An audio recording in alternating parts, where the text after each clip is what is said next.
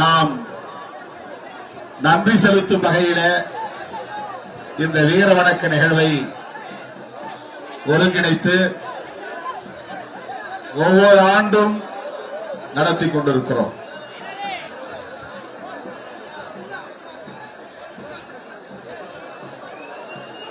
இந்த மாவீரர்கள்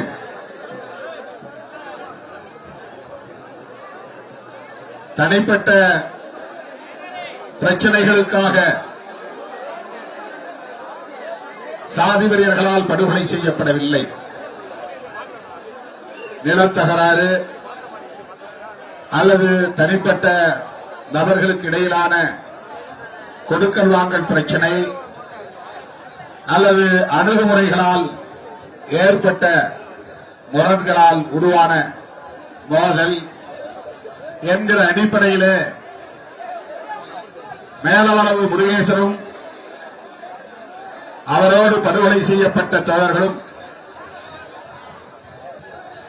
தனிப்பட்ட பிரச்சனைகளுக்காக உயிரிழந்தவர்கள் அல்ல, அல்லது சமூக விரோத செயல்களில் ஈடுபட்டு ரவுடித்தனமான நடவடிக்கைகளில் ஈடுபட்டு அதனால் ஏற்பட்ட மோதல்களில் உயிரிழந்தவர்கள் அல்ல.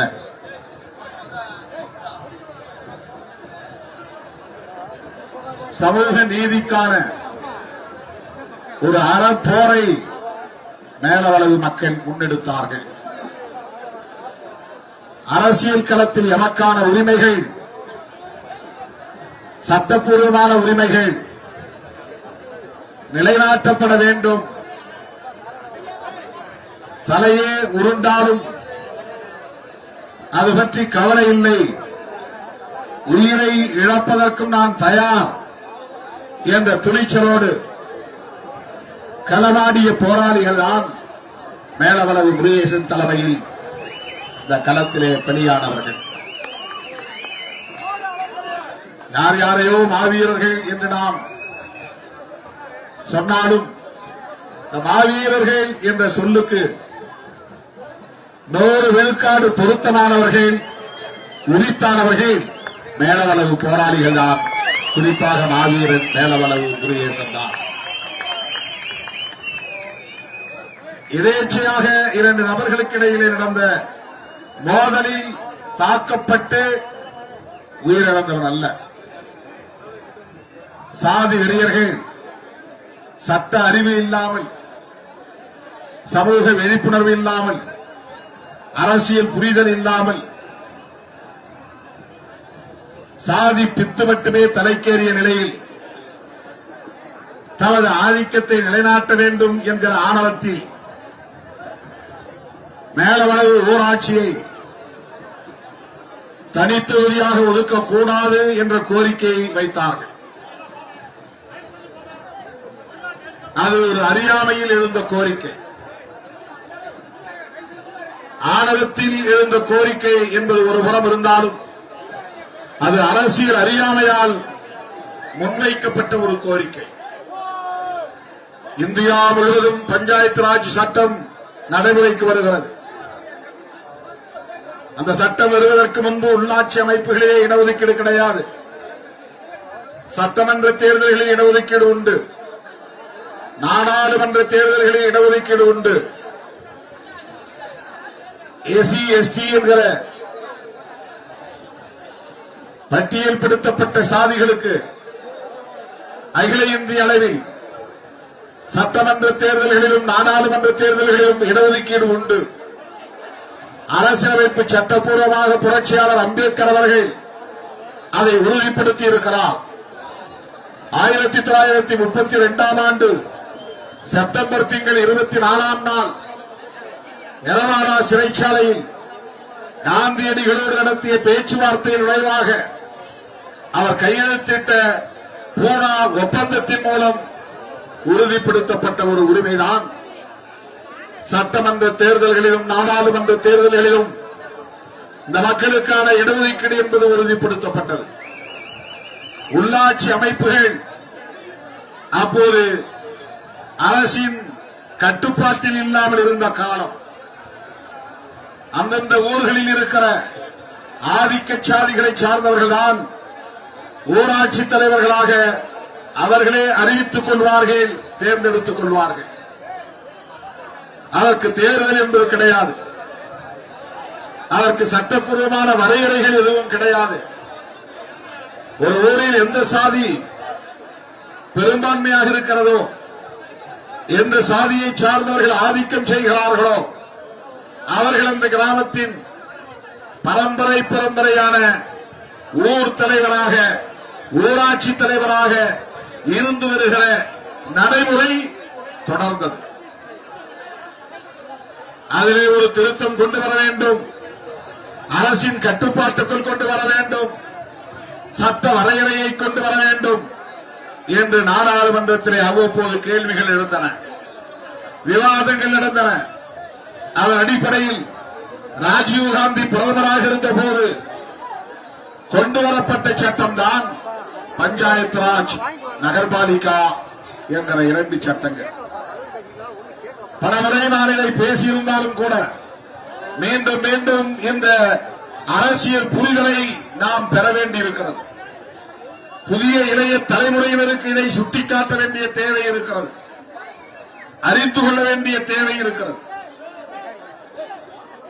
சட்டப்படியான வரையறையை கொண்டு வர வேண்டும் என்கிற விவாதங்களை அடுத்து உருவான சட்டங்கள் தான் பஞ்சாயத்து ராஜ் சட்டம், நகர்பாலிகா சட்டம். பஞ்சாயத்து ராஜ் என்பது ஊரகங்களில், கிராமப்புறங்களில் நடைபெறுகிற தேர்தலுக்கான சட்டங்கள். நகர்பாலிகா என்பது டவுன் பஞ்சாயத், முனிசிபாலிட்டி என்கிற நகர்ப்புறங்களுக்கான தேர்தல்களுக்கு உருவாக்கப்பட்ட சட்டங்கள். இந்த சட்டங்களில் முதல் முறையாக பெண்களுக்கும் இடஒதுக்கீடு வந்தது. எஸ்சி எஸ்டி என்கிற ஷெட்யூல் காஸ்ட், ஷெட்யூல் டிரைப்ஸ், இந்த சமூக பிரிவினருக்கும் இடஒதுக்கீடு சட்டப்பூர்வமாக உறுதிப்படுத்தப்பட்டது.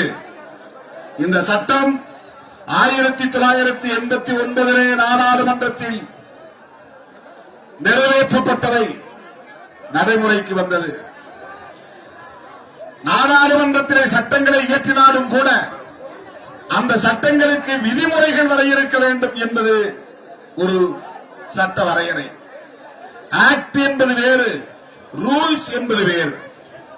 ஒரு சட்டத்தை நடைமுறைப்படுத்துவதற்கு விதிமுறைகளை வரையறுக்க வேண்டும். அது 1995 தமிழகத்தில் வரையறுக்கப்பட்டது. 89 சட்டம் வந்தது, ஆக்ட். யூனியன் கவர்மெண்ட், டெல்லியிலே இருக்கிற ஒன்றிய அரசாங்கம், இந்திய அரசாங்கம் அந்த சட்டத்தை நிறைவேற்றியது. 5-6 ஆண்டுகளுக்கு பிறகுதான் தமிழ்நாட்டிலே அந்த சட்டத்திற்கான வரையறைகள் வந்தன. அதன் பிறகுதான் இம்ப்ளிமெண்ட், நடைமுறைக்கு வந்தது. அந்த சட்டத்தை நடைமுறைப்படுத்துகிற அந்த சூழலில் தான் உள்ளாட்சி தேர்தலும் அறிவிக்கப்பட்டது. 1990 இந்த இயக்கத்தின் தலைமை பொறுப்பை ஏற்ற நான், தேர்தல் பாதை நமக்கு வேண்டாம், பொது வாழ்க்கையில் கட்சி தொடங்குகிற போதே முதலமைச்சர் கனவோடு பலரும் கட்சி தொடங்குகிறார்கள். அடுத்த முதலமைச்சர் நாங்கள் தான் என்று ஒவ்வொருவரும் அறிவித்துக் கொள்கிற நிலைகளை நாம் பார்க்கிறோம். ஆனால் திருமாவளவன் பொது வாழ்க்கைக்கு வந்தபோது அரசியல் பதவி தேவையில்லை, மக்களுக்காக தியாகம் செய்வோம், சட்டமன்றத்துக்கு போவோம் என்று நான் பேசவில்லை, சிறைச்சாலைகளுக்கு செல்வோம் வாருங்கள். என்னை நம்பி என் பின்னால் வருகிற தோழர்கள் கழுத்திலே பூமாலை விடும் என்று எண்ணி வர வேண்டாம். கைகளில் விலங்குகள் மாற்றப்படும், அதை புரிந்து கொண்டு வாருங்கள். சட்டமன்றத்திற்கு செல்வோம் என்ற கற்பனைகள் வேண்டாம், சிறைச்சாலை செல்வதற்கு தயாராக வாருங்கள். 1990 எனக்கு 27 வயது. நான் ஒரு அரசு ஊழியர். அப்போது நான் செய்த பிரகடனம் இதுதான். வாழ்க்கையை முழுமையாக மக்களுக்கு ஒப்படைக்க தயாராக உள்ள இளைஞர்களே, உங்களை என் உயிரின் உயிராக நான் ஏற்றுக் கொள்கிறேன். என்னோடு அணிதிரண்டு மாறுங்கள். கிராமம் கிராமமாக செல்வோம், மக்களை அமைப்பாக்குவோம், அரசியல் படுத்துவோம். புரட்சியாளர் அம்பேத்கர், தந்தை பெரியார், மாவேலை, மார்க்ஸ் போன்ற மனிதர்களின் கொள்கைகளை மக்களுக்கு எடுத்துச் செல்வோம். இதுதான் என் தொடக்க கால பிரகடனம் அறிவிப்பு. நான் பொது வாழ்க்கையிலே அடியெடுத்து வைத்த காலத்தில் இப்படித்தான் இயக்கத்தோழர்களை நான் ஈர்த்தேன், அழைத்தேன், அமைப்பாக்கினேன். அப்போது தேர்தல்களில் பங்கேற்கிற நிலைப்பாடு எதுவும் கிடையாது. தேர்தலை புறக்கணிக்கிற காலத்தில் உள்ளாட்சி தேர்தல் வந்தது. உள்ளாட்சி தேர்தல் அறிவிக்கப்பட்ட நிலையில் மேலவளவு ஊராட்சி தலித்துகளுக்கு என்று ஒதுக்கப்பட்டது. இது சட்டப்படி நிகழ்ந்தது. யாரும் கோரிக்கை வைக்கவில்லை. மேலவளவிலே வாழக்கூடிய இந்த எளிய மக்கள், தலித் மக்கள், எங்கள் ஊராட்சியை எங்களுக்கு ஒதுக்குங்கள் என்று கேட்கவில்லை. இந்த மாவட்டத்தில் அதிகப்படியான மக்கள் தொகை கொண்ட ஊராட்சிகள் எவை எவை என்று அடையாளம் காணுகிற போது, இடஒதுக்கீட்டின் அடிப்படையிலே இத்தனை ஊராட்சிகளை இந்த மதுரை மாவட்டத்தில் தனித்தொகுதிகளாக அறிவிக்கப்பட வேண்டும் என்கிற கட்டாயத்தின் அடிப்படையில் மதுரை மாவட்ட ஆட்சியர் தன்னுடைய அதிகார வரம்புக்கு உட்பட்டு எடுத்த முடிவு மேலவளவு ஊராட்சி தலித்துகளுக்கானது என்பது. இதுதான் அரசியல் அறிவு. இதை தெரிந்திருந்தால், இதை தெரிந்தவர்கள் அவர்களுக்கு தலைவர்களாக இருந்திருந்தால் அவர்களுக்கு எடுத்துச் சொல்லி இருப்பார்கள். பாவம், தலைவர்களுக்கே அந்த அரசியல் புரிதல் இல்லை. அதுதான் சிக்கல். அதுதான் சிக்கல். தமிழ்நாட்டிலே 30 மாவட்டங்கள், அன்றைக்கு 28 மாவட்டங்கள் தான், இன்றைக்கு 32 மாவட்டங்கள். அந்த மாவட்டங்களில் எல்லா மாவட்டங்களிலும் தனித்தொகுதிகள் ஏற்கப்பட்டு விட்டன. எங்கேயும் எதிர்ப்பு இல்லை. மதுரை மாவட்டத்தில் மட்டும்தான் பாப்பாப்பட்டி, கீரிப்பட்டி, ஒட்டக்காட்சியந்தல், மருதங்குடி மற்றும் மேலவளம், இந்த 5 ஊராட்சிகளில் மட்டும் தலித்துகள் விண்ணப்பம் செய்யக்கூடாது என்று சாதி வெறியர்கள் எதிர்ப்பு தெரிவித்தார்கள். தலித்துகள் அதனால் மேலவளவை தவிர பிற ஊராட்சிகளில் மனு போடுவதற்கே தயாராக இல்லை, அச்சப்பட்டு பின்வாங்கினார்கள். அந்த நேரத்தில் துணிச்சலாய் ஒருவன் எழுந்தான். அவன்தான் மாநில மேலவளவு முருகேசன். நாங்கள் கேட்கவில்லை, அரசு ஒதுக்கி இருக்கிறது. அரசு ஒதுக்கிய தனித்தொகுதியிலே வேட்புமனு தாக்கல் செய்வதற்கு எங்களுக்கு உரிமை இருக்கிறது. ஆனால் இந்த ஊரை சேர்ந்த சாதியவாதிகள் மந்தையிலே கூட்டம் போட்டு இந்த தலித் மக்களை அழைத்து யாரும் மனு போடக்கூடாது, நாங்கள் இதை பொது தொகுதியாக மாற்றப் போகிறோம், அதற்கான போராட்டத்தை அறிவிக்கப் போகிறோம், யாரும் மனு போடக்கூடாது என்று அச்சுறுத்தினார்கள். மீறி மனு போட்டால் தலை இருக்காது என்று எச்சரித்தார்கள்.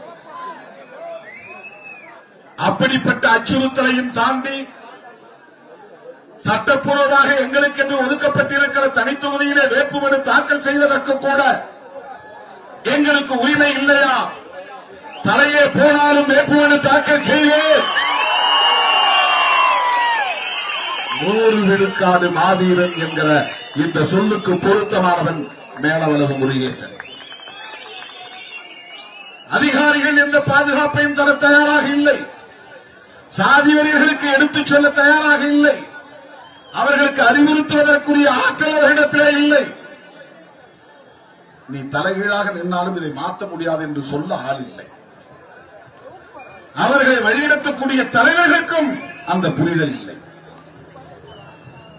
எப்பா, நீங்க இப்படி எல்லாம் கேட்க முடியாது. இந்தியா முழுக்க ரிசர்வ்டு கான்ஸ்டிட்யூன்சி இருக்கிறது. தாழ்த்தப்பட்ட தலித் மக்களுக்கு என்று ஒதுக்கப்படுகிற தொகுதிகளில் அவர்கள்தான் போட்டியிட முடியும். 10 ஆண்டுகளுக்கு அவர்களுக்கு என்று ஒதுக்கப்பட்ட தொகுதிகளில் வேறு யாரும் கேள்வி எழுப்ப முடியாது. மீண்டும் மறுவரையறை செய்கிற போதுதான் 10 ஆண்டுகளுக்கு பிறகுதான் மறுவரையறை என்பது நடக்கும். இதெல்லாம் சட்ட அறிவு, அரசியல் அறிவு, இதெல்லாம் இல்லை. அவர்களுக்கு எடுத்துச் சொல்லக்கூடியவர்கள் அந்த புரிதல் இல்லை. சொல்லி இருந்தால் இது நடந்திருக்காது. அவர்களுக்கு அப்படி எடுத்துச் சொல்லுகிற தலைமை இருந்திருந்தால் இவ்வளவு பெரிய கொடூரம் இங்கே நடந்திருக்காது. சொல்ல ஆள் இல்லை, தூண்டிவிட ஆள் இருந்தால் அதுவே அறியாமைதான். எந்த போராட்டம் நடத்தினாலும் சட்டப்படி அறிவிக்கப்பட்ட தனி தொகுதியை மாற்ற முடியாது. எலெக்ஷன் கமிஷன், தேர்தல் ஆணையம் நோட்டிபிகேஷன் அறிவிப்பு செய்துவிட்டார். அதன் பிறகு நீ உச்ச நீதிமன்றம் போனால் கூட அதை மாற்ற முடியாது. இந்த புரிதல் அவர்களுக்கு இல்லை. அந்த சமூகத்தினரை வழிநடத்தக்கூடிய சாதி சங்க தலைவர்களுக்கு இல்லை. சொல்ல ஆள் இல்லை. அதிகாரிகளும் சொல்லுகிற நிலையில் இல்லை.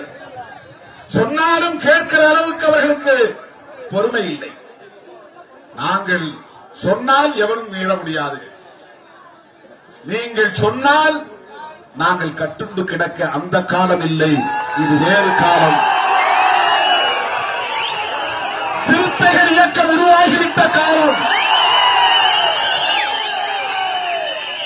1990களில் மதுரை மண்ணிலே வேர் பிடித்த இயக்கம். பகலிலே அலுவலகம் செல்வேன், இரவிலே கிராமங்களுக்கு சென்று மக்களை கூட்டி ஓரிடத்திலே அமர வைத்து அவர்களிடத்திலே பேசுவேன். இப்படித்தான் என் பயணம் தொடங்கியது. சோசியல் மீடியாவிலே உருவான இயக்கமில்லை விடுதலை சிறுத்தைகள் கட்சி. ஊராக நடந்து போய் மக்களை சந்தித்து இரவெல்லாம் கண்விழித்து மக்களிடத்திலே அரசியல் பேசி வெவ்வேறு இயக்கங்களிலே கட்டுணர்ந்து கிடந்தவர்களை எல்லாம் மீட்டு அவர்களிடத்திலே விழிப்புணர்வை ஏற்படுத்தி ஒவ்வொரு ஊராக ஒவ்வொரு கொடியை ஏற்றி இரவெல்லாம் கிராமங்களுக்கு சென்று திரும்ப வருவதற்கு பேருந்து கிடைக்காமல் லாரிகளிலே ஏறி, செங்கல் லாரிகளிலே ஏறி, மணல் லாரிகளிலே ஏறி எங்காவது ஒரு இடத்திலே இறங்கி நடந்து செல்லுகிற ஒரு பயணமாகத்தான் தொடக்க கால பயணம் இருந்தது. விடிந்த பிறகுதான் வீடு போய் சேருவோம், படுத்து எழுந்திருக்க நேரம் இருக்காது. அப்படியே பல் துளைக்கி விட்டு குடித்து முடித்து விட்டு அவசரமாக சைக்கிளை எடுத்துக்கொண்டு அலுவலகம் நோக்கி ஓடுவேன். நான் அலுவலகம் போய் சேருவதற்கு முன்னதாக அங்கே எந்த கிராமத்தில் இருந்தோ ஏதோ ஒரு பகுதியில் இருந்தோ மக்கள் வந்து காத்திருப்பார்கள். எங்கள் ஊரை தாக்கிவிட்டார்கள், எங்கள் பெண்களை தாக்கிவிட்டார்கள், படுகொலை செய்து விட்டார்கள், போகிற வழியை அடைத்து விட்டார்கள் என்று ஏதேனும் ஒரு புகாரோடு வந்து கண்ணீரும் கம்பளையுமாய் இருக்கக்கூடிய மக்களை அங்கே நான் சந்திக்க நேரம். அலுவலகத்திற்குள்ளே 1 மணி நேரம் இருக்கிறேன் என்றால் வெளியே 1 மணி நேரமோ 2 மணி நேரமோ அவர்களோடு நின்று நான் பேச வேண்டும். இப்படித்தான் அந்த காலம் தொடங்கியது, அந்த பயணம் தொடங்கியது. தேர்தல் பாதை வேண்டாம் என்று பிரகடனப்படுத்திவிட்டு மக்களை அமைப்பாக்கக்கூடிய அந்த களப்பணிகளை ஆற்றிக் கொண்டிருந்த வேளையில்தான் ஒரு செயற்குழு கூட்டத்திலே தம்பி ஆற்றல் அரசு, அன்றைய சக்திவேல் உள்ளிட்ட தோழர்கள் வந்து இந்த பிரச்சனையை சொன்னார்கள். நான் ஒரே வார்த்தையிலே, நாம் தான் தேர்தலை புறக்கணிக்கிறோமே, விடு, அதை பற்றி பேச வேண்டாம் என்று சொல்லிவிட்டு போனாலும் என் மண்டைக்குள்ளே அது ஓடிக்கொண்டே இருந்தது. அதன் பிறகுதான் என்னுடைய தமக்கை வசிக்கும் திருமாந்துறை கிராமத்திலே ஒரு செயற்குழு கூட்டத்தை கூட்டி இது பற்றி விவாதித்தோம். உள்ளாட்சி அமைப்புகளிலே இடஒதுக்கீடு என்பது நடைமுறைக்கு வந்திருக்கிறது. மேலவளவிலே இப்படி ஒரு நெருக்கடி இருக்கிறது, பல்வேறு பகுதிகளிலே சிக்கல் இருக்கிறது. அப்போது வேட்புமனுவை தாக்கல் செய்யவில்லை. செய்யாத போது அதன் பிறகுதான் முருகேசனை அழைத்து வருகிறார்கள். தல்லாகுளத்திலே நான் தங்கியிருந்த 10க்கு 10 அறையிலே வந்து என்னை சந்தித்தார். ராஜாடு பாகுவான தோற்றம் கொண்ட மாவீரன் முருகேசன். அவரிடத்திலே நான் கேட்டேன், உனக்கு அச்சம் இல்லையா? ஏன் வீம்புக்கு வேட்புமனு தாக்கல் செய்ய துடிக்கிறாய்? கேட்டேன். அட விடுங்க, நான் உயிர் போனா போட்டோம், வேட்புமனு தாக்கல் பண்ணுவேன். அந்த தம்பி சொன்ன வார்த்தை இன்றைக்கும் பசுமையாக நினைவிருக்கிறது. அப்படி என்றால் என்ன கோரிக்கை? உங்கள் கட்சியை சார்ந்த அவர் சொன்ன வார்த்தை. அப்போது அவர் திமுகவில் இருந்தார். விடுதலை சிறுத்தைகள் இயக்கத்தை சார்ந்த கம்மாப்பட்டி வையங்கருப்பன் என்பவர் வேட்புமனு தாக்கல் செய்கிறார். அவர்கிட்ட சொல்லுங்க. கைலம்பட்டியை சார்ந்த தோழர்களும் கம்மாப்பட்டியை சார்ந்த தோழர்களும் வேட்புமனு தாக்கல் செய்ய விரும்புகிறார்கள். நாம எல்லாரும் சேர்ந்து ஒரு ஆளா நின்னாதான் நல்லது. உங்க கட்சியிலிருந்து யாரும் போட்டியிட வேண்டாம்.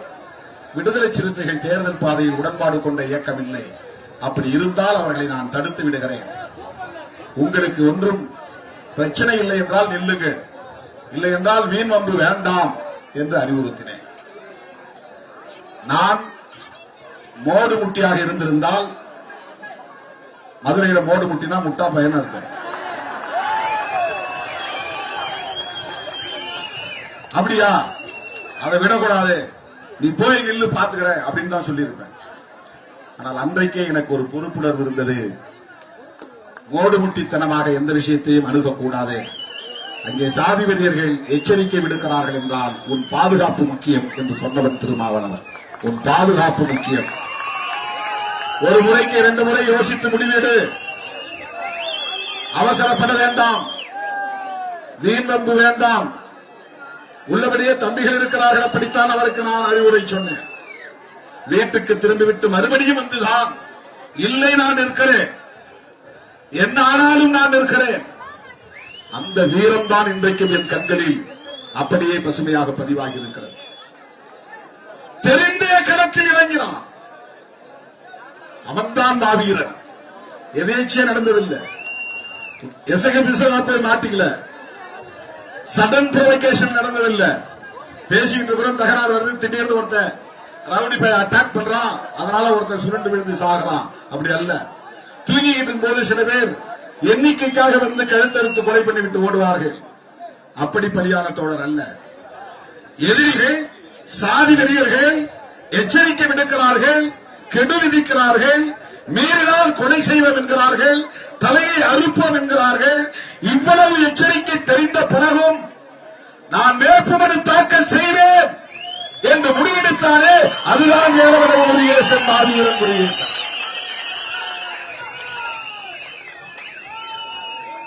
நெருக்கடிகள் சூழ்ந்த போதும் கொள்கை நெறிப்படியே வாழ்தல் வீரம். அப்போது முருகேசனை நினைவிலே வைத்து நான் எழுதிய வரிகள் தான் இந்த வரிகள். அருவாள் தூக்கிறதுக்கு பேர் வீரம் இல்ல, 10 பேர் ஒழுங்கி இருந்து வெட்டுறதுக்கு பேர் வீரம் இல்ல. அப்பாவிகளை, நிராயுதபாணிகளை 50 பேர் சூழ்ந்து வளர்ச்சிட்டு ஓங்கி ஓங்கி வெட்டுறது கோழைத்தனம். அது எவன் ஒருவன் எதிரியே எதிரியின் கையில் ஆயுதம் இருக்கும் போது அவனோடு மோதுகிறவன் தான் வீரன். பதுங்கியிருந்து வீரன், பதுங்கியிருந்து வெட்டுகிறவன் கோழைத்தனம். அது ஒருபோதும் வீரமாக. அருவாள் தூக்குவதில் வீரமில்லை, கொடுவாளை வீசுவதில் வீரமில்லை. நெருக்கடிகள் வருகிற போதும் எதிர்த்து நிற்பதுதான் வீரம். நெருக்கடிகள் சூழ்ந்த போதும் கொள்கை நெறிப்படியே வாழ்தல் வீரம். நெருப்பலைக்குள் வீழ்ந்த போதும் அடிமை நெறி மீறி பாய்தல் தீரம். வீரம்னா என்ன, தீரம்னா என்னன்னு அன்னைக்கு நான் 4 வரை எழுதினேன். அண்ணா பஸ் ஸ்டாண்ட்ல நின்றுகிட்டு நான் யோசித்து எழுதிய முழக்கம் இந்த முழக்கம். அண்ணா பேருந்து நிலையத்தில் என் வாழ்நாளில் நான் பார்த்த ஒரே மாவீரன் மேலவளவு முருகேசன். நான் சந்தித்த ஒரே மாவீரன் மேலவளவு முருகேசன்.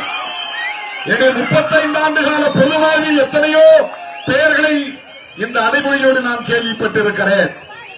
மேடைகளில் பேசுகிற மாவீரன் அல்ல, களத்தில் எதிரிகளை நேருக்கு நேர் சந்தித்த ஒரு மாவீரன் மேலவளவு முருகேசன். எங்களுக்கான உரிமை அது, சட்டப்பூர்வமான உரிமை அது. அதை நசுக்குவதற்கு உனக்கு என்ன அதிகாரம் இருக்கிறது? அதை பறிப்பதற்கு உனக்கு யார் அதிகாரம் தந்தது? அதனால் என் உயிர் போனாலும் அந்த உரிமையை நிலைநாட்டுவேன். அதுதான் கொள்கை நெறிப்படி வாழ்தல் வீரம். தோழர்களே, அப்படித்தான் இந்த இயக்கம் தேர்தல் பாதையை நோக்கி நகர்ந்தது. மேலவளவு முருகேசனுக்கு எப்படி துணை நிற்பது? இதை எப்படி எதிர்கொள்வது, இதை எப்படி அணுகுவது என்கிற கேள்விக்கு விடை தேடிய போதுதான் நாம் வெறும் அரட்டுத்தனமாக தேர்தல் புறக்கணிப்பை ஒரு உத்தியாக கையாளக்கூடாது. மக்களின் உணர்வுகளை புரிந்து கொண்டு மக்களின் தேவைகளில் இருந்துதான் நாம் முடிவுகளை எடுக்க வேண்டும். இப்ப கூட மது ஒழிப்பு மாநாடு அறிவித்திருக்கிறேன். இது வரட்டுத்தனமான கோரிக்கை அல்ல, மக்களின் கோரிக்கை. அரசியல்வாதிகள் எல்லாம் கள்ளச்சாராயத்தை ஒழியுங்கள் என்கிறார்கள். கள்ளக்குறிச்சியிலே பாதிக்கப்பட்ட மக்கள் எல்லாம் அரசு மதுபான கிளைகளை மூடுங்கள் என்கிறார்கள். அதுதான் மக்கள் கோரிக்கை. அதனால்தான் விடுதலை சிறுத்தைகள் மதுவிலக்கை சொல்கிறது. மக்களை படித்தோம், மக்களுடைய கோரிக்கைகள் என்ன, அதிலிருந்துதான் முடிவெடுக்கிறோம். நான் மக்களை சந்திப்பதற்கு முன்னால், வெகு மக்களை சந்திப்பதற்கு முன்னால் தேர்தல் புறக்கணிப்பை ஒரு உத்தியாக அறிவிப்பு செய்தேன். மக்களை களத்தில் சந்தித்த பின்னால் தேர்தல் புறக்கணிப்பு என்பது ஒரு உத்தி, சரியான உத்தியாக இருக்க முடியாது. இந்த தேர்தலில் நாமும் பங்கேற்க வேண்டும், மக்களை வழிநடத்த வேண்டும். நாம் தான் மாற்று என்று மக்களுக்கு சொல்ல வேண்டும் என்கிற அறிவை பெற்று பாடத்தை கற்று அதிலிருந்து எடுத்த முடிவுதான் விடுதலை சிறுத்தைகள் கட்சி தேர்தல் பாதைக்கு திரும்பியது. தோழர்களே, முருகேசன் விண்ணப்பம் செய்துவிட்டார். அதன் பிறகு நடந்த கதைகள் நிறைய. அன்றைக்கு நான் ஒரு சராசரி நபராக இருந்திருந்தான், ஒரு ரவுடியாக இருந்திருந்தான். என்னை பல பேர் ஆத்திரமூட்டினார்கள். விடக்கூடாது, பதிலுக்கு பதில் செய்ய வேண்டும், யாரையாவது செய்ய வேண்டும். இதுதான் ரவுடிகளின் வேலை. செஞ்சவனை செய்வது என்பது வேறு, ஆனால் சாதி அடிப்படையில் எண்ணிக்கைக்கு செய்வது என்பது ரவுடித்தனம். இந்த சாதியில் 4 பேர் வேண்டும், அந்த சாதியில் 4 பேர் வேணும். ஆடு மேய்க்கிறவன், கடைக்கு வர்றவன், குளிக்க போறவன், படுத்து தூங்குறவன், அப்பாவி எவனோ ஒருத்தனை வெட்டி கணக்கு சேர்க்கிறவன். பதிலுக்கு பதில் செய்ய வேண்டும் என்ற தூண்டல் இருந்தது. ஆனால் அன்றைக்கு எனக்கு இருந்த பொறுப்புணர்வின் அடிப்படையில் நான் அப்படி தவறான வழிகாட்டுதல் எதையும் செய்யவில்லை. என்னோடு இருந்த தோழர்களை அழைத்து நான் அங்கே வருகிறேன், கட்டுப்பாடாக நான் அந்த கிராமத்திற்கு போக வேண்டும், அந்த உடல்களுக்கு நாம் மலர் மாலை வைத்து வீரவணக்கம் செலுத்த வேண்டும், அதன் பின்னர் மக்களை திரட்டி கண்டன பேரணியை நடத்த வேண்டும், அரசியல் நடவடிக்கையாக இதை நாம் மாற்ற வேண்டும். 1997 அரசியலில் புதிதாக அடிமை எடுத்து வைத்த அந்த தொடக்க காலத்தில் இப்படித்தான் திருமாவளவன் சிந்தித்தான். தூண்டிவிட 4 பேரை கூப்பிட்டு, இந்தா கையில அதை வச்சுக்க, இதை வச்சுக்க, எவனாவது கையில திம்பறவனை போட்டு தள்ளு என்று தூண்டி இருந்தால் அது மாறி மாறி வைக்கக்கூடிய ரவுடித்தனமாக மாறியிருக்கும். அது தொடர்கதையாக நீடித்திருக்கும்.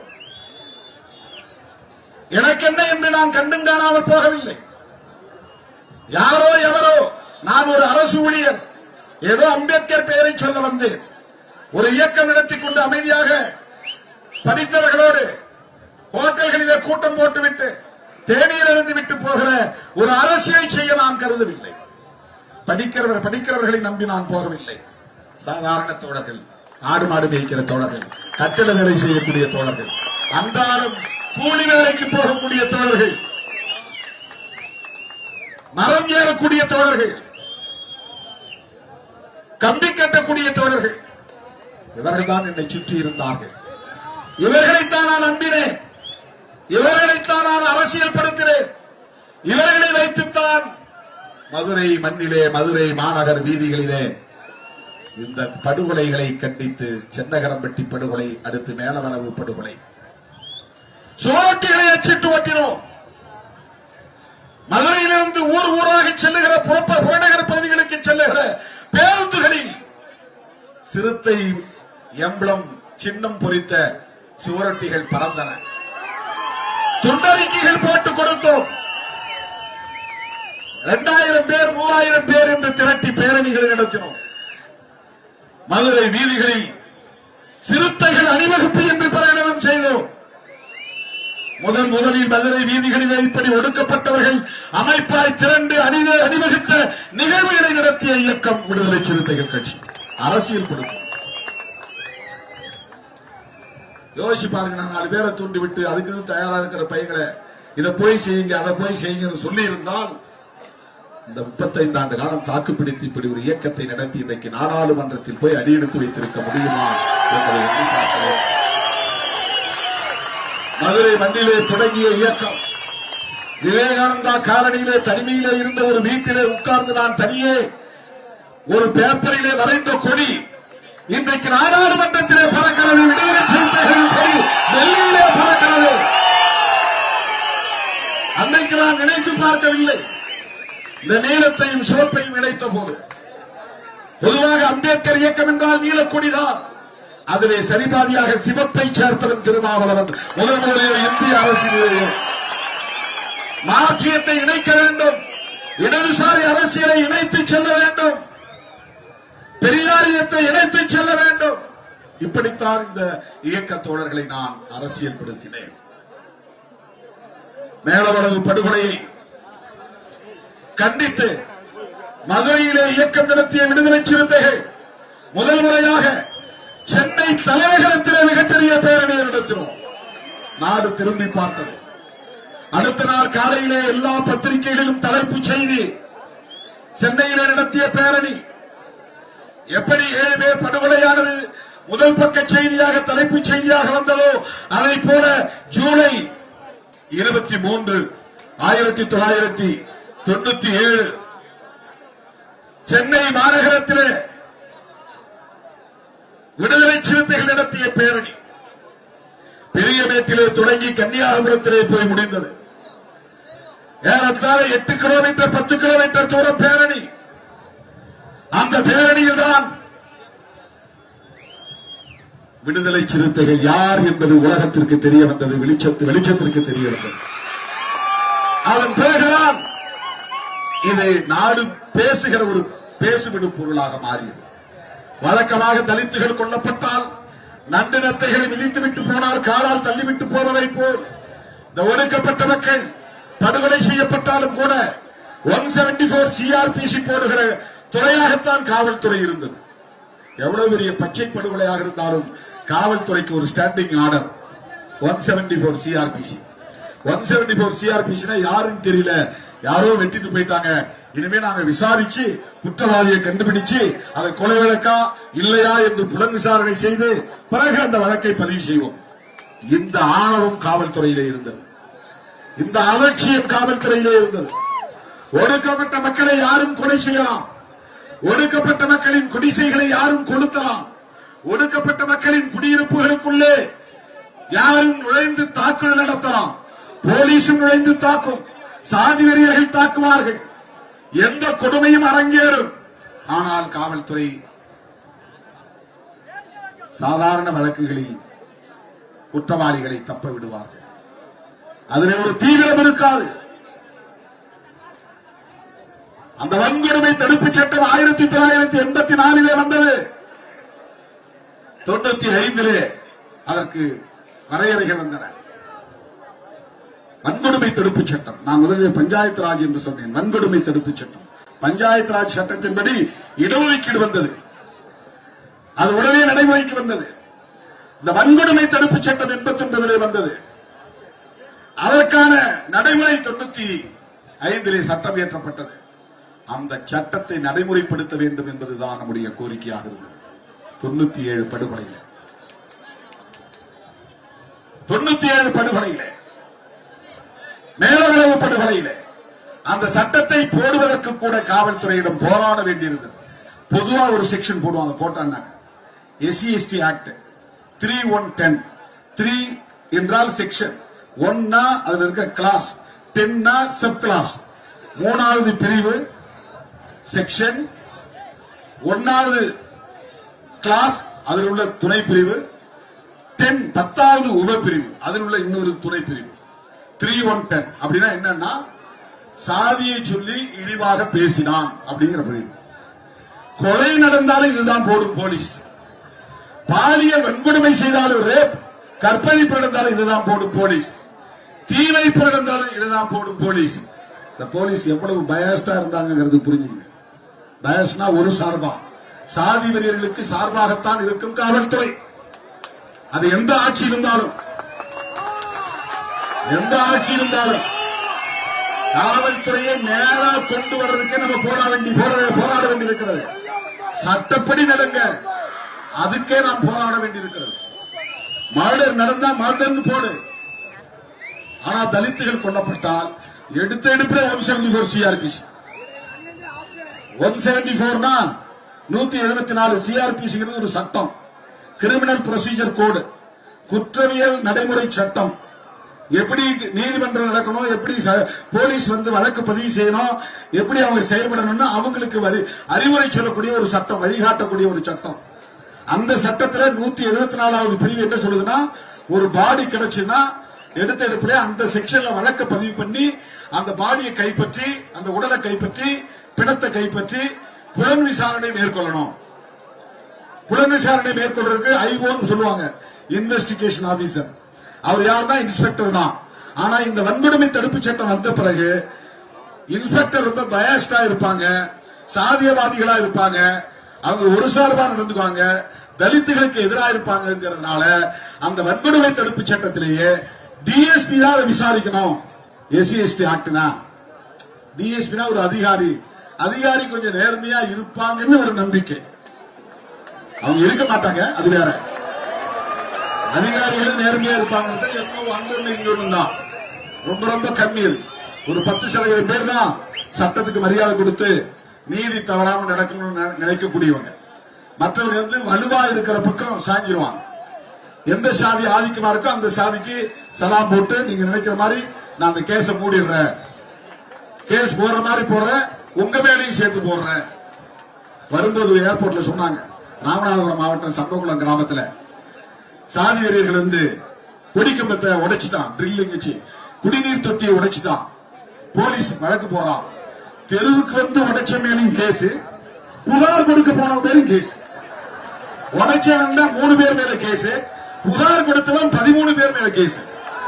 இதுதான் போலீஸ் நாணயம். போலீஸ் புத்தி இதுதான். கேடுகட்ட புத்தி, சாதி புத்தி, ஒரு சார்பான புத்தி, பாரபட்ச புத்தி, வெட்கக்கேடாக இருக்கிறது. இதெல்லாம் எதுக்கு ஐபிஎஸ் படிச்சு வந்தாங்க தெரியும். ஒரு நேர்மை இல்லைன்னா என்ன படிச்சு என்ன புண்ணியம்? ஒரு நேர்மை இருக்கணும்ல.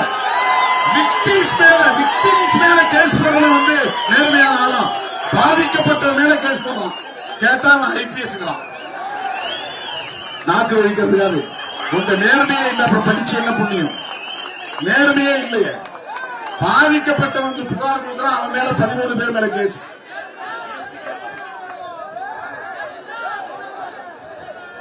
அங்க இருக்கிற டிஎஸ்பி கீழே அவ்வளவு காரணம் யாருன்னு தெரியல. யாரா இருந்தாலும், எந்த சாதிக்காரனா இருந்தாலும் போலீஸுக்கு ஒரு கேரக்டர் இருக்குது, போலீஸுக்கு ஒரு புத்தி இருக்கு, ஒரு ஆட்டிடியூட் இருக்கு.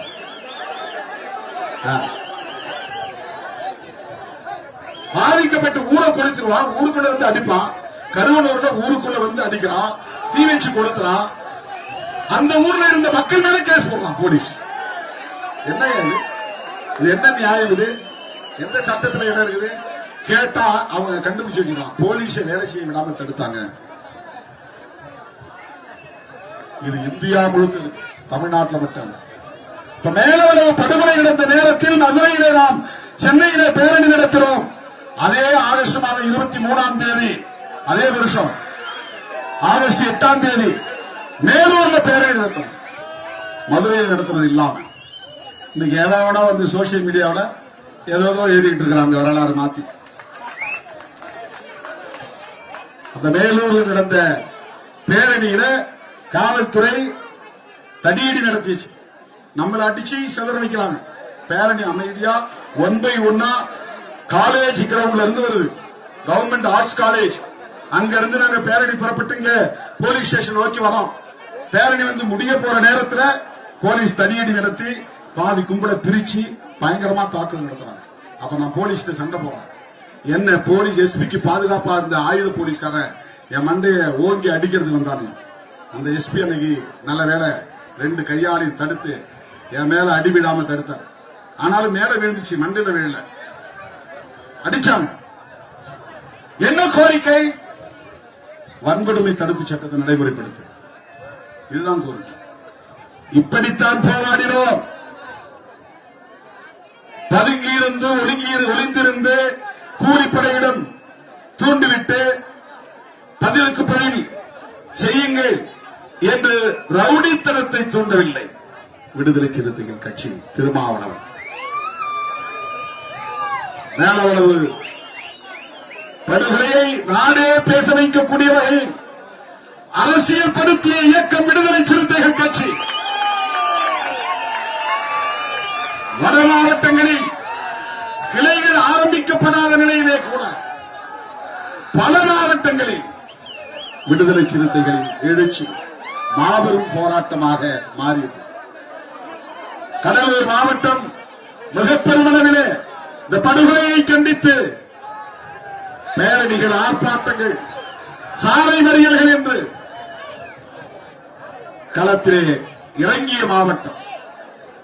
தோழர்களே, இதெல்லாம் நாம் கடந்து வந்த பாதைகள். இன்றைக்கு நம்முடைய தோழர்கள் சொன்னதைப் போல 4 சட்டமன்ற உறுப்பினர்களையும் 2 நாடாளுமன்ற உறுப்பினர்களையும் பெற்று தேர்தல் ஆணையத்தின் சட்ட வரையறையின்படி அங்கீகாரத்தை பெற்ற இயக்கமாக, பேரியக்கமாக விடுதலை சிறுத்தைகள் கட்சி தவிர்க்க முடியாத ஒரு அரசியல் சக்தியாக எழுச்சி பெற்றிருக்கிறது. தமிழ்நாட்டில் மட்டுமின்றி கேரளா, ஆந்திரா, தெலுங்கானா, கர்நாடகா, மகாராஷ்டிரா என்று சிறுத்தைகளின் கொடி இன்றைக்கு கிராமப்புறங்களில் பறக்கிறது. அகில இந்திய அளவில் இந்தியா கூட்டணி என்கிற ஒரு மாபெரும் கூட்டணியில் 28 கட்சிகளே ஒரு கட்சியாக விடுதலை சிறுத்தைகள் கட்சி இன்றைக்கு அங்கம் வகிக்கிறது. மோடிக்கு எதிரான அரசியலை விதைத்ததில், அரசமைப்பு சட்டத்திற்கு ஆபத்து என்கிற கருத்தை பரப்பியதில் விடுதலை சிறுத்தைகளுக்கு மாபெரும் பங்கு உண்டு. கடந்த 10 ஆண்டுகளாக விடுதலை சிறுத்தைகள் பேசிய அரசியல் இன்றைக்கு இந்தியா முழுவதும் பேசப்படுகிறது. நாடாளுமன்றத்தில் ராகுல் காந்தி உட்பட ஒவ்வொருவரும் இன்றைக்கு அரசமைப்பு சட்டத்தை உயர்த்தி பிடிக்கிறார்கள் என்றால் அந்த அரசமைப்பு சட்டத்தை உயர்த்தி பிடித்த இயக்கம் இந்தியாவிலேயே முதலாக உயர்த்தி பிடித்த இயக்கம் விடுதலை சிறுத்தைகள் கட்சி. மோடி முதன்முறையாக பிரதமர் ஆனதும் அடுத்த ஓரிரு ஆண்டுகளில் டிமானிட்டைசேஷன் 500 ரூபாய் நோட்டு செல்லாது, 1000 ரூபாய் நோட்டு செல்லாது என்று அறிவித்தவுடன் மோடியால் அரசமைப்பு சட்டத்திற்கு ஆபத்து என்று சொல்லி பாண்டிச்சேரியிலே 1,00,000 பேரை திரட்டி அரசமைப்பு சட்ட பாதுகாப்பு மாநாட்டை நடத்திய இயக்கம் விடுதலை சிறுத்தைகள் கட்சி. இது காங்கிரசுக்கும் பிஜேபிக்கும் நடக்கிற யுத்தம் இல்லை. இது காங்கிரசுக்கும் இடதுசாரிகளுக்கும் இடையே நடக்கிற யுத்தம் இல்லை. இது பிஜேபிக்கும் அரசமைப்பு சட்டத்திற்கும் இடையே நடக்கிற யுத்தம். இதை பிரகடனம் செய்தவன் திருமாவளவன், செய்த இயக்கம் விடுதலை சிறுத்தைகள் கட்சி. ஆர்எஸ்எஸ்க்கும் அரசமைப்பு சட்டத்திற்கும் இடையிலே நடக்கிற யுத்தம் அப்படி பிரகடனம் செய்தோம். தோழர்களே, இன்றைக்கு ஊர் ஊராக ராகுல் காந்தி அரசமைப்பு சட்டத்திற்கு ஆபத்து என்று எடுத்து முழங்கக்கூடிய ஒரு நிலையை இந்திய அரசியல் சந்தித்திருக்கிறது என்று சொன்னால் அதை தொடங்கி வைத்த இயக்கம் விடுதலை சிறுத்தைகள் கட்சி. அதை பெருமையோடு சொல்ல நான் கடமைப்பட்டிருக்கிறேன். பேசாத கூட்டம் இல்லை, பேசாத மாநாடு இல்லை. சேவ் கான்ஸ்டிடியூஷன் கான்பரன்ஸ் என்ற பெயரிலே அரசமைப்பு சட்டத்தை பாதுகாப்போம் என்கிற மாநாடு ஆந்திராவிலே 4-5 இடங்களில் நடந்தது. கர்நாடகாவிலே நடந்தது, தெலுங்கானாவிலே நடந்தது, கேரளாவிலே மூணாறிலே நடந்தது, டெல்லியிலே அறிவார்ந்தவர்கள் கூடிய அரங்குகளில் முழங்கினோம். புரட்சியாளர் அம்பேத்கர் அவர்கள் வகுத்தளித்த அரசமைப்பு சட்டத்திற்கு ஆபத்து. இன்றைக்கு என்ன நிலை? வெற்றி பெற்று பதவியேற்க போனதும் மோடி முதலில் தலை வணங்கியதே அரசமைப்பு சட்டத்தில் தான். அரசமைப்பு சட்டத்தில் தான் ஆணவத்தோடு ஆட்சி செய்து கொண்டிருந்த கும்பலை அரசமைப்பு சட்டத்தை முத்தமிடக்கூடிய வகையிலே, அரசமைப்பு சட்டத்தை தொட்டு வணங்கக்கூடிய வகையிலே தலைவணங்க செய்திருக்கிறோம்.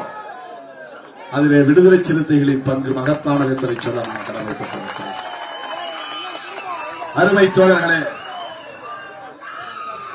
இன்றைக்கு அங்கீகாரம் பெற்று அந்த தகுதி நிலையை எட்டி அதன் பிறகு முதலாக நான் மேலவளவுக்கு வந்திருக்கிறேன். சென்னையிலே நடைபெற்ற கூட்டத்தில் நான் ஒன்றை சொன்னேன். தேர்தல் அரசியலுக்கு திரும்பியதும் சிதம்பரம் தொகுதியிலே நானே வேட்பாளராக போட்டியிடக்கூடிய நிலை உருவானது. 15 நாள் இடைவெளியில் ஒரு வேட்பாளராக நான் போய் நின்றதும் மக்களிடையே எழுந்த எழுச்சியை கண்டு பொறுத்துக் கொள்ள முடியாத சாதிவெறியர்கள் தலித் மக்களை குறிவைத்து தாக்கினார்கள். 15 கிராமங்கள் முற்றாக எரிக்கப்பட்டு சாம்பலாக்கப்பட்டன. நூற்றுக்கணக்கான கிராமங்கள் தாக்கப்பட்டன. நூற்றுக்கணக்கான இளைஞர்கள் காயம்பட்டார்கள், ரத்தம் சிந்தினார்கள். அந்த இளைஞர்களுக்கு நான் இந்த அங்கீகார வெற்றியை காணிக்கையாக்குகிறேன் என்று சொன்னேன்.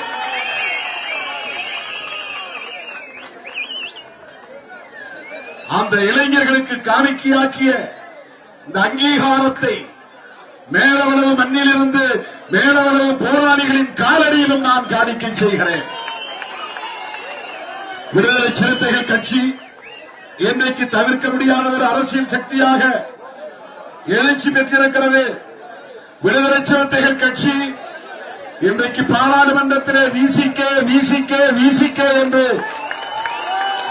சபாநாயகர் உச்சரிக்கக்கூடிய நிலை, எதிர்க்கட்சிகள் உச்சரிக்கக்கூடிய நிலை, அந்த உச்சத்தை தொட்டிருக்கிறோம். இன்றைக்கு விடுதலை சிறுத்தைகள் கட்சியை சார்ந்த சட்டமன்ற உறுப்பினர்கள் சட்டமன்றத்திலே முழங்குகிற முழக்கம் நாட்டையே திரும்பி பார்க்க வைக்கிறது. 4 பேரும் பேசுகிற அரசியல் அரங்கிலே அதிர்வலைகளை ஏற்படுத்துகிறது. விடுதலை சிறுத்தைகளின் நாடாளுமன்ற உறுப்பினர்கள் இந்தியாவிலேயே டாக்டர் பட்டம் பெற்ற 2 பேர், இந்தியாவிலேயே டாக்டர் பட்டம் பெற்ற அரசியல் தலைவர்கள். டாக்டர் பட்டம் பெற்ற நாடாளுமன்ற உறுப்பினர்கள் மொத்தம் 28 பேர். அந்த நாடாளுமன்ற உறுப்பினர்கள் 28 பேரில் 2 பேர் தலித் சமூகத்தை சார்ந்தவர்கள். ஒருவர் திருமாவளவன், இன்னொருவர் ரவிக்குமார். இந்த 2 பேரும் விடுதலை சிறுத்தைகள் கட்சியை சார்ந்தவர்கள். இப்படியெல்லாம் இன்றைக்கு நாடே பேசுகிறது, ஊடகம் பேசுகிறது. இந்த நிலையை நாம் எட்டியிருக்கிற சூழலில் அருமை தோழர்களே, கள்ளக்குறிச்சியில் நடந்த நச்சுச்சாராய சாவுகளை பற்றி நான் ஆர்ப்பாட்டத்திலே பேசினேன். அதை மீண்டும் பேச நான் விரும்பவில்லை. அப்போது செய்த அறிவிப்பை மறுபடியும் நான் இங்கே மேலுறுதி செய்கிறேன். புரட்சியாளர் அம்பேத்கர் அவர்களின் சமூக நீதி கொள்கைகளை எப்படி நாம் ஏற்றுக்கொண்டு அதை முன்னெடுத்து செல்கிறோமோ அதை போல அந்த களத்திலே சமகாலத்தில் புரட்சியாளர் அம்பேத்கர் அவர்களை தன் தோழனாக ஏற்றுக்கொண்டு சமூக நீதிக்காக போராடியவர். 2 பேரும் மதுவிலக்கில் உறுதியாக இருந்த தலைவர்கள். ஒருவர் புரட்சியாளர் அம்பேத்கர், இன்னொருவர் தந்தை பெரியார். 2 பேருமே மதுவிலக்கு கொள்கையில் உறுதியாக இருந்தவர்கள். சமூக நீதிக்காக தன் வாழ்வை ஒப்படைத்துக் கொண்டவர்கள். கார்ல் மார்க்ஸ் மதத்தையே அபின் என்று சொன்னவர். மத பற்று என்பது மனிதனை மயக்கும். அபின் என்றால் ஒரு போதைப் பொருள், போதை மருந்து. ஆகவே மதுவும் வேண்டாம் மதமும் வேண்டாம் என்று சொன்னவர் மாமேதை மார்க்ஸ். மதுவும் வேண்டாம் மதமும் வேண்டாம் என்று சொன்னவர் மாமேதை மார்க்ஸ். அம்பேத்கர், பெரியார், மார்க்ஸ் என்கிற அந்த மாமனிதர்களின் கொள்கை வழியிலே இயங்குகிற இயக்கம் தேர்தல் அரசியலில் இதனால் எந்த பின்னடைவு ஏற்பட்டாலும் ஒருபோதும் கவலைப்படாது விடுதலை சிறுத்தைகள் கட்சி. முழு மதுவிலக்கிலே உறுதியாக இருக்கிறோம். 2015 மதுவிலக்கை கோரி மகளிர் மாநாட்டை நடத்தினோம். அண்மையிலே வெல்லும் ஜனநாயக மாநாட்டை நடத்தினோம். உலகமே திரும்பி பார்த்தது. சிறுத்தைகளின் கட்டுப்பாட்டை கண்டது. எங்கிருந்து வருகிறார்கள் இவர்கள்? புற்றீசல் போல் வந்து கொண்டே இருக்கிறார்கள். நள்ளிரவு 12 மணியை தாண்டியும் கும்பல் கலையவில்லை. வெல்லும் ஜனநாயகம் என்று முழங்கினோம். வென்றது ஜனநாயகம். 234 தொகுதிகளிலே இன்றைக்கு இந்தியா கூட்டணி வெற்றி பெற்றிருப்பது ஜனநாயகத்தின் வெற்றிதான். அதை போல நாட்டின் கவனத்தை ஈர்க்கிற ஒரு மாபெரும் மாநாட்டை நாம் நடத்த திட்டமிட்டிருக்கிறோம். முழுக்க 100 விழுக்காடு பெண்கள் பங்கேற்கிற மாநாடு, மகளிர் மாநாடு, மது ஒழிப்பு மகளிர் மாநாடு. செப்டம்பர் 17 பெரியார் பிறந்த நாளில் இடம் பின்னர் அறிவிக்கப்படும். பெரும்பாலும் விழுப்புரம் மாவட்டம் அல்லது கள்ளக்குறிச்சி மாவட்டம் அந்த பகுதியில் ஒருங்கிணைக்கப்படலாம். தேதியை 2 நாட்களில் நான் அறிவிக்க இருக்கிறேன். அந்த மாநாட்டுக்கான பல களப்பணிகளை உடனே நாம் தொடங்க வேண்டும். எல்லா மாவட்டங்களில் இருந்தும் ஆயிரக்கணக்கான மகளிரை நாம் அணிதிரட்டி வர வேண்டும். மேலவளவு மகளிரும் மாநாட்டுக்கு வர வேண்டும். மாவீரன் முருகேசன் அவருடைய தலைமையில் களப்பலியான அந்த 7 பேருக்கும், இந்த பகுதியில் சாதி வெறியர்களால் படுகொலை செய்யப்பட்ட தோழர்கள் அனைவருக்கும் இந்த வீர வணக்க நாளில் வீர வணக்கம் செலுத்தி சனாதனத்தை வேறறுக்க, சமத்துவத்தை வென்றெடுக்க உறுதியேற்கிறோம், உறுதியேற்கிறோம், உறுதியேற்கிறோம் என்பதை சொல்லி அனைவரும் பாதுகாப்பாக வீடு திரும்ப வேண்டும் என்று வேண்டுகோள் விடுத்து விடைபெறுகிறேன். நன்றி, வணக்கம். வீர வணக்கம், வீர வணக்கம். மேலவளவு முருகேசனுக்கு, அரசியல் உரிமை போராளிகளுக்கு வீர வணக்கம், வீர வணக்கம். விடுதலை சிறுத்தைகளின் வீர வணக்கம்.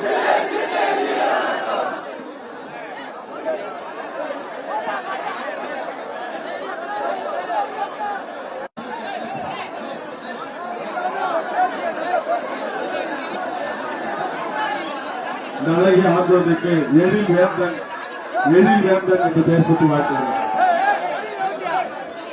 எழில் அரசு என்று பெயர் சுட்டி வாழ்த்துகிறார்.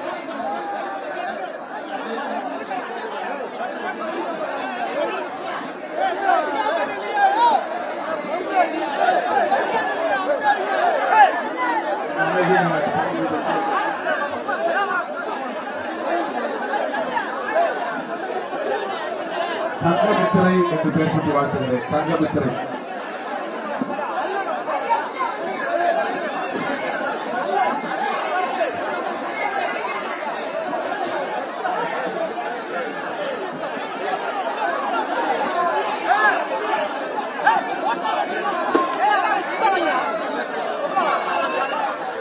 அஞ்சம்பட்டியை சார்ந்த இந்த அழகிய குழந்தைக்கு